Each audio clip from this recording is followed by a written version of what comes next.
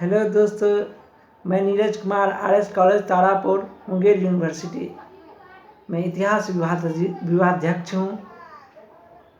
आज मेरा यूट्यूब पे दूसरा वीडियो है और आज का मेरा टॉपिक है जैन धर्म।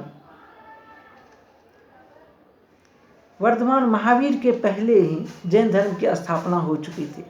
वर्धमान महावीर जैन धर्म के 24वें और अंतिम तीर्थंकर माने जाते हैं। जैन धर्म की स्थापना ऋषभदेव ने किया था। जैन धर्म के बारे में अब हम पहली वर्धमान महावीर के जीवनी के बारे में बात करेंगे, फिर इनके दर्शन के और इनके सिद्धांत के बारे में बात करेंगे। तो हम बात करते हैं जैन धर्म में महावीर की जीवनी के बारे में। 6ठी शताब्दी ईसा पूर्व में उत्तर बिहार में बज्जियों का एक संघ था। ये बज्जी 8 गणराज्यों से मिलकर के एक संघ बना हुआ था। इन संघ में कुंडग्राम नामक ज्ञात्रिक कुल का क्षत्रिय वंश का शासन था। यहाँ के राजा का नाम सिद्धार्थ और उनकी पत्नी का नाम त्रिशला था। यहाँ के राजा सिद्धार्थ के छोटे पुत्र का नाम वर्धमान था। वर्धमान प्रारंभ से ही चिंतनशील प्रवृत्ति के थे। वर्धमान के माता पिता भी पार्श्वनाथ जो जैन धर्म के 23वें तीर्थंकर थे के अनुयायी थे। वर्धमान पर इसका काफ़ी ज़्यादा प्रभाव पड़ा।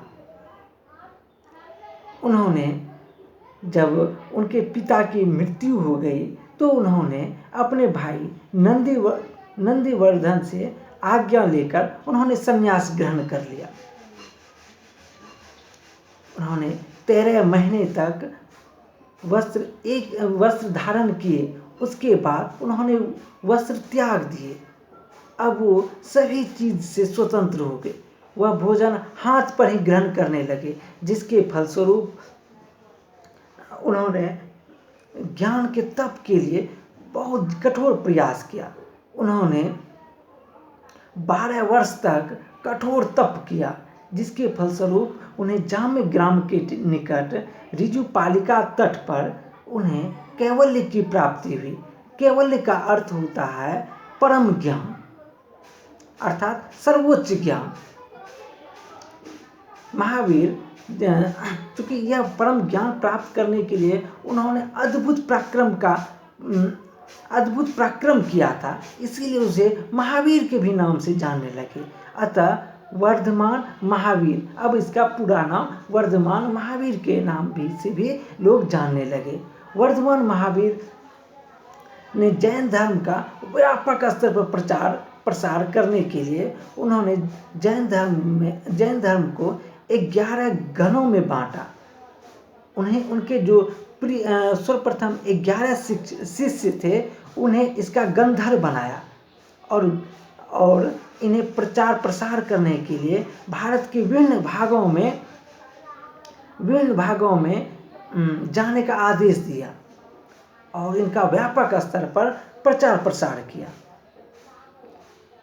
वर्धमान महावीर 468 ईसा पूर्व में पावा के निकट उनका देहवासन हो गया, अर्थात उनका देहांत हो गया। अब हम उनके दी गई शिक्षा के बारे में बात करते हैं। जैन धर्म में संसार को दुखमूलक माना गया है। मनुष्य जरा तथा मृत्यु से ग्रस्त है।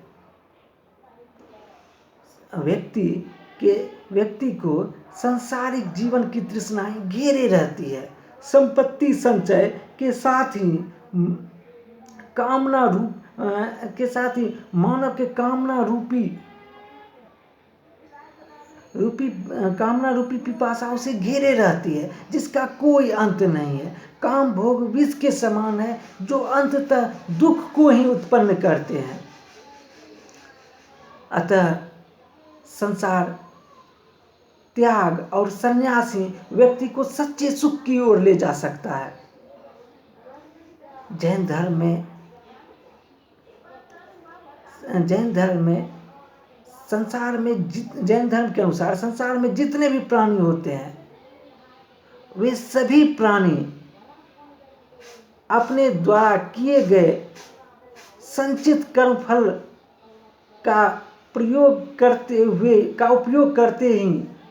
हुए ही विभिन्न योनियों में जन्म लेते हैं।